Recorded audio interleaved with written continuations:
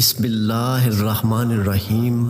السلام علیکم دوستو، آپ دیکھ رہے ہیں ہمارا YouTube channel S for you. Medina کی ایک جانب ایک چھوٹا سا گھر تھا جس میں ایک نابینا بوڑھی عورت رہتی تھی، جس کے پاس ایک ڈول، ایک بکری اور کھجور کے پتوں سے بنی چٹائی کے سوا دنیا کا کچھ سامان نہیں تھا۔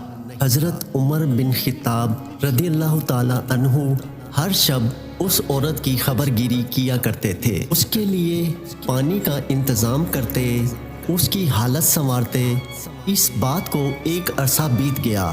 ایک دن حضرت عمر رضی اللہ تعالی عنہ اس کے گھر تشریف لے گئے تو دیکھا کہ ہر چیز باسلیقہ اور ترتیب کے ساتھ رکھی ہوئی ہے۔ فوراً سمجھ گئے کہ ضرور ان سے پہلے کوئی شخص آیا ہوگا جس نے سارا کام درست کر دیا۔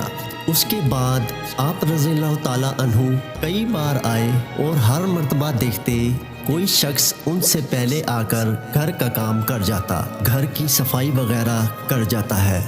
ایک دن حضرت عمر رضی اللہ تعالیٰ عنہ یہ معلوم کرنے کے لیے کہ آخر کون ان سے پہلے آ کر سارے کام کر جاتا ہے، گھر کے قریب کسی کونے میں چھپ گئے۔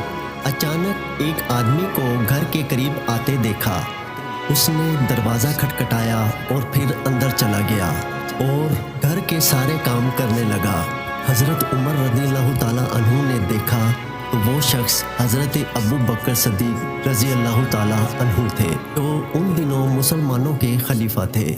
حضرت عمر رضی اللہ تعالیٰ عنہ اس پوشیدہ جگہ سے باہر آئے۔ آپ رضی اللہ تعالیٰ عنہ کے لیے جب یہ حقیقت واضح ہو گئی تو اپنے آپ سے اظہار تعجب کرتے ہوئے کہنے لگے کہ ابو بکر، خدا کی قسم تم ہی ہو سکتے ہو، خدا کی قسم تم ہی ہو سکتے ہو۔ تو آپ نے سنا دوستو، کیسے ہمارے صحابہ خلیفہ وقت ہوتے ہوئے بھی اپنی عوام کی خدمت کیا کرتے تھے اور اپنی ذمہ داریوں کو کیسے احسن طریقے سے نبھاتے تھے۔ امید ہے آپ کو ہماری آج کی ویڈیو پسند آئی ہوگی۔ آپ سے پھر ملاقات ہوگی ایک نئی ویڈیو کے ساتھ۔